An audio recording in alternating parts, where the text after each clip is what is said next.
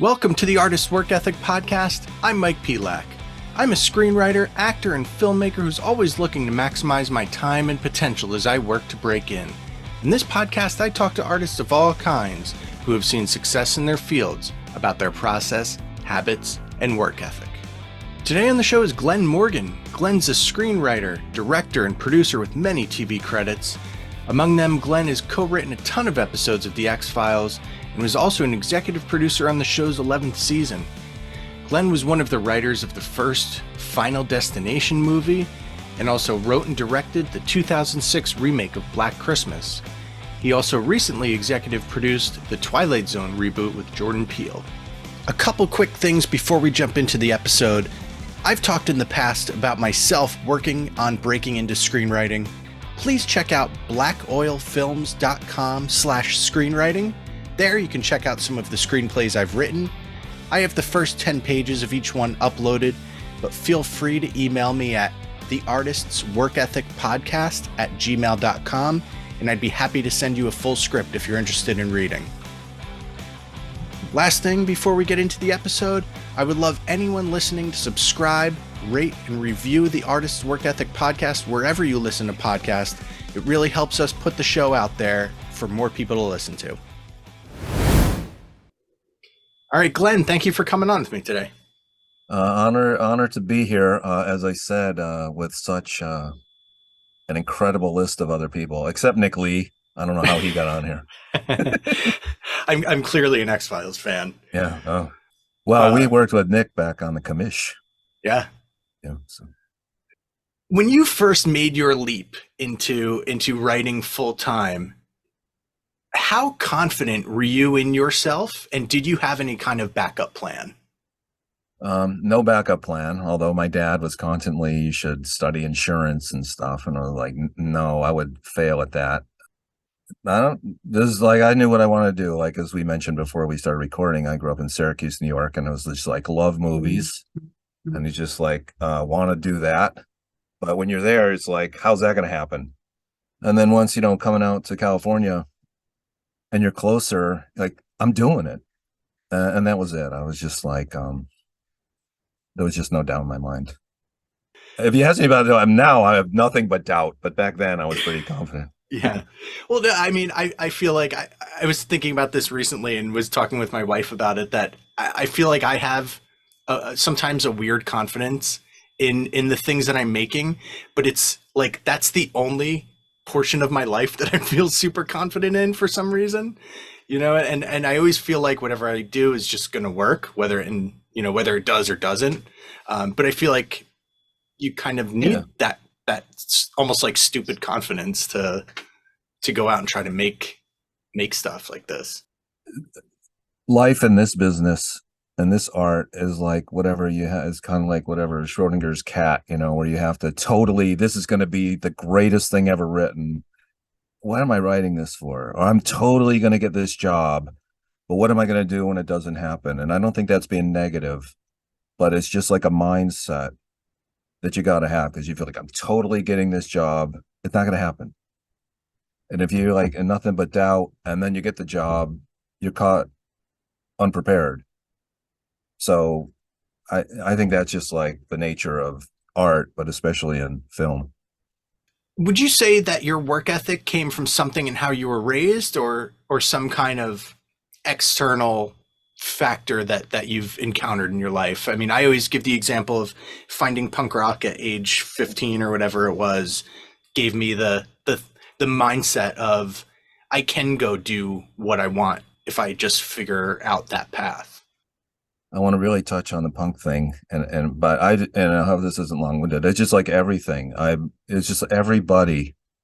My dad's family were miners in Pennsylvania, and a little bit of that, and then my family moved from Syracuse, New York, to San Diego, and there I had the luck of getting into a high school drama program. They always put like the idiots and people in trouble with the police were always put in drama or stage crew. And I got there because I came from New York and they didn't know what to do with me. best thing ever happened. I had a guy there to teacher Howard Roberts, who had done he lived in a house with Ben Gazzara and geez, Marlon Brando and Wally Cox, and he had always said as a kid, he's like, there's no path that guarantees you're going to get there, but you better be prepared when you get there. So I had that, and he really instilled, I don't want to see you before the curtain goes up. You've got to be on time. You've got to learn your lines, and that's never gone away. And then going to college, I had comedy writing teacher who helped out, and then friends. And as you said, I think you get older, it's like your peers hold you to it, if your bandmates or your teammates or the other writers on staff. Even things like, in San Diego, is like my Tony Gwynn was like my sports god, and Dan Fouts. And when I go into a meeting, I still think of Tony Gwynn going to the plate. He was prepared. He knew the pitcher. He had studied the pitcher. So I study the executive or the company and all that, those kind of things. And there's a lot more that I want to tell you about, but that's what it is. It's just like you get different things, and you get things from people who are assholes where you go, I never want to treat somebody that way. Or people who, you have a big meeting of people at 11 o'clock and they show up at 11:20 and joke around, and you just don't understand that everyone hates you. And so just to see that, things like that. And like the Ramones or Joe Strummer, and I know Springsteen's not punk, but I had worked in factories, and when I heard Darkness on the Edge of Town, I'm like, oh man, I don't want this. And I think that shapes your work ethic and what it takes. Other than these poor people that I'd seen, drunk at 6:30 working the machine at 80-degree temperatures, I'm like, I don't want that. And so if I have to do this, apply myself to not be here, then that's what I got to do. It's almost like there's an old expression that I remember hearing somewhere. I don't remember where, but it's like knowing what right looks like. Yeah. And I feel like that's kind of that, like, just not being the asshole who's 20 minutes late and just kind of, and then thinking it's cool, making jokes. Yeah. It's like an integrity thing, I guess. Without question. You know what I also left out is, I'm talking a lot about me, but at my start, I had a partner from high school, Jim Wong, and we got started on 21 Jump Street, which was at Stephen J. Cannell, and he wrote the Rockford Files, which I watched when I was a kid. And what those, I'll call old timers, they're probably all younger than I am now, but like they would tell you how to get an actor out of a trailer. They would tell you, no, you got to do this now.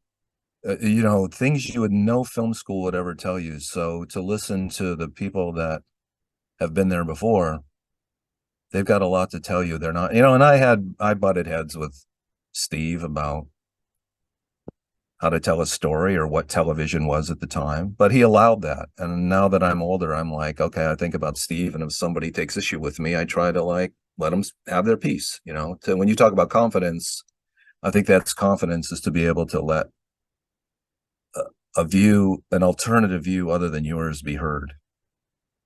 What has patience and persistence meant to your career? I would say, especially maybe in the early part of it, when you were first kind of trying to break into those rooms, and still kind of scratching for that first chance. How did you keep so persistent until it kind of all came together for you? I'll answer that, but you know what? I think the question is, how do I do it now? Because when you're getting started, you're young and you want it and you know what to do and you believe that you belong there. You just can write all day and still go out and play a game of pickup basketball and come back and write. And, it's like thrilling. And then, now I've had a lifetime of stupid fucking notes. So when I get into my notebook or computer, I'm like, they're gonna hate this, and that's push through it and either deal with it or not. That's the hard part, is getting my ass in this chair now. But back then I'm like, this is so thrilling. Part of that thrill wears off. You've been around celebrities and you've been with actors, and I've directed some things. Those are goals of mine, and you've achieved those. It's what keeps you going after you've had some setbacks and failures. And it's like, just like, finding that part within yourself to try to go back to when you started and go, why did I do this in the first place? And go, oh yeah, I remember. And then you zero in and find that place in your heart and soul, and or other people bring it out in you, or things you see as you go through life that you want to convey to other people, and find it then. So I guess I want to answer your question that it's much harder to do now than it was then. Talking about, sitting down every day and just, putting, whatever, fingers to keys. How are you structuring your day today to, continue writing whatever you're working on, but also handle meetings and family and all that type of stuff, and just stay focused on what you need to be doing and productive? Well, I there's a couple things I really first off, I'm blanking on the title, but the Rick Rubin book on creativity. God, it's great. Someone just mentioned that to me the other day too. I couldn't recommend that more. It's like reading that is just like everything I want to tell you is in that book. It's like it's just great. Secondly, David Lynch had a book. I don't know about creating or whatever. And at one point he's like, if you go into the studio, because he's talking about painting, you go into the studio and you move brushes from this jar and clean a brush for 4 hours and then paint for 4 hours, those 4 hours of cleaning and moving brushes count as work.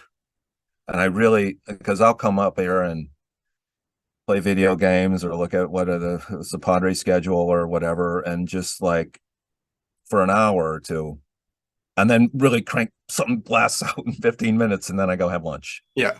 Other days it's like those 3 hours of looking through. But the important thing is to really get your ass in the chair. And when you have the family stuff, it becomes, I think, as a writer, I think especially younger, you got to have a level of being selfish. I've written on, especially if I'm in production, I've written on Thanksgiving, I've written on Christmas Eve, and it's just like, and I just like leave the house. I just come out here into my garage and like, everybody knows where I went.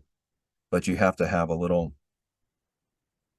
I'm being selfish now. If somebody's sick or somebody's down and you can attend to somebody, that's a different story. But every day to get out there and I heard it was a Dr. Seuss quote. I've never been able to find this. Like, the important thing is to get your ass in the chair. You don't have to write anything, but to get your ass in the chair. And I really believe that.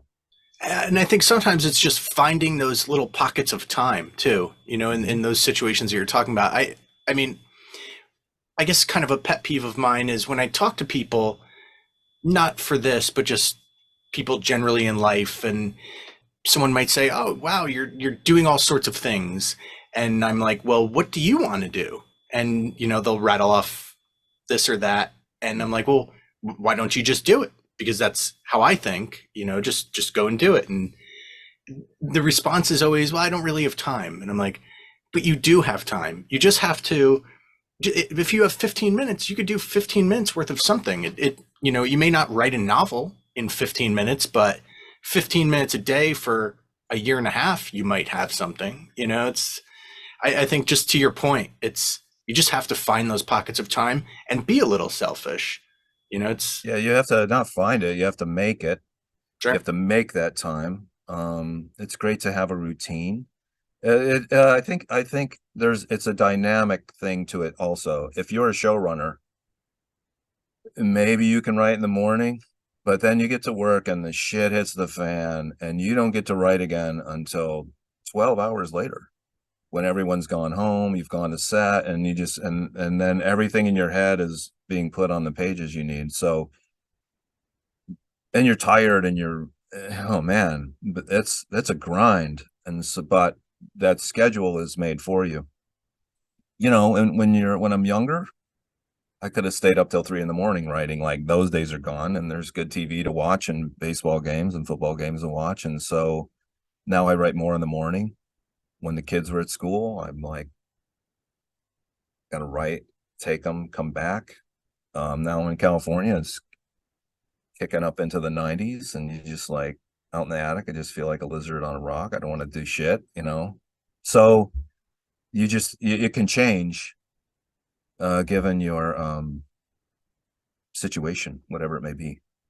Is there an example of something in your career where you've gone above and beyond, maybe did something out of the norm that separates you from your peers, to help, I guess, propel your career in some way? Not in my opinion, until I write Raging Bull or Lawrence of Arabia, I haven't done shit, and that's not going to happen. I think the weird thing, I hear this a bunch. Jim and I get known. There was an X-Files episode, and they had this mother under the bed and all that stuff. And it was like, I'm not being cavalier when I'm being very honest. It was like, I knew I wanted to write a thing for a couple of the actors on the series we had, Space Above and Beyond. So I was like, well, these brothers, and it all comes together. And my wife and I, Kristen and I, were going to go to England for a week or whatever. And I just kind of put it together. Just wrote it so fast. And then you just become known for that. Yeah. Uh-huh. And other stuff that I'm like, oh, I love this. It's so much work. And then and people hate it, or most of them are in the drawer here. And so I guess that's the other part of work ethic, is you just got to bring it every time. And that's the Tony Gwynn and the. There's a You uh, know, there's a podcast that I listen to occasionally. If you know the band Less Than Jake, of course. the singer of Less Than Jake, Krista Makes, has a podcast where each week he has on a songwriter, and they break down one song that songwriter wrote, Yeah. and it's like anyone from huge like 90s rock bands to kind of like more nichey, pop punk bands. And I would say 75% of the time, the song that is that band's hit song is one of those where they go, Right. I wrote it in 15 minutes. I hemmed and hawed over the rest of the record. This one came out in 15 minutes, and this is what everyone just connected with. And it's almost like being able to have the vision to identify that too. Without question, I'm like, there's a podcast I'm listening to, 100 the history of rock and 500 songs, and how often what you just said happens, or some other producer said, don't record. Louis sat around on a napkin for 2 years because no one thought it was any good. And that becomes the other thing. Like, if you believe in it, go do it. Starting when I used him on X-Files, I become good buddies with Tim Armstrong, like our family from Rancid, our families. And like, it amazes me. Talk about work ethic. Those guys, how many times have they played Ruby Soho? And if they're going on a tour, they rehearse. Yeah. And they was like, everyone else just stay away. We're rehearsing. And I'm like, really? You got to rehearse Ruby Soho? Oh yeah. And so that's an inspiration too. And the stuff that he told me about Joe Strummer or the Ramones, that why would they have to practice Blitzkrieg Bop? They've played it 10,000 times, and they do. Yeah. And there's a work ethic there, especially in punk, because it tends to be a working class community. But I believe in that too. It's like, so not only do you have to have that time to write yourself, but to read books, read classics, see movies. So often when I'm in a writer's room now, I'm sorry, I'm the old guy, but like, younger writers have never seen One Flew Over the Cuckoo's Nest. They don't know what network is. And it's like unacceptable. You can't be in a punk rock band and not know Beat on the Brat. Yeah. You don't have to play it, but you have to know what came before you. And so you have to have that time too, to continually see what even if you don't like them, to watch those shows and to see films and to keep learning. What's something work ethic or productivity related that you feel like you could improve on? I don't know how I do it. I wish I was smarter. I see some of these Ari Aster films and I'm like, man, I'm an idiot.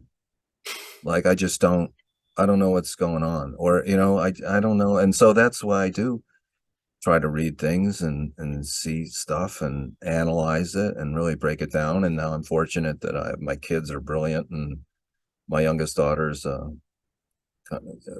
a writer at Kenyon, and we talk about this stuff. I have so much DNA going on to become smarter. I don't know if it's a good question. I don't know if I'm answering it right, but that's my frustration, is that just sitting there writing and just go, man, I'm stupid.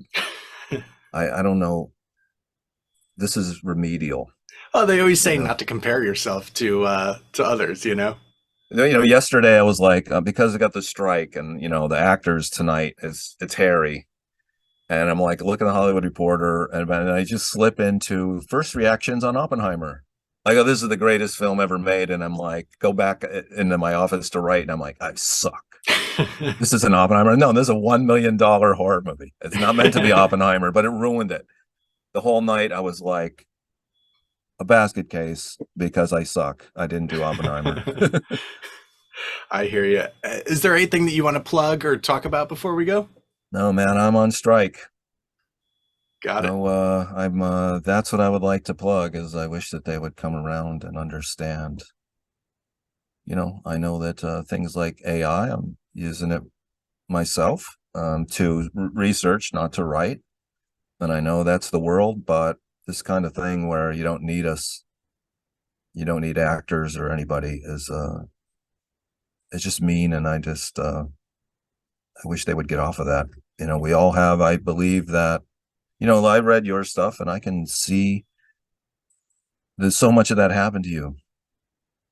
I watch things and go, this really happened. Mm-hmm. Those are the movies and things that I love, that I'm like, no one could write this except the person that happened to. Yeah. And I'm up on the picket lines, and you just go by, and there's thousands of us like you and me that have like, this is life. Do you see it this way too? And the idea of turning that over to software is offensive to me. Yep. Agreed.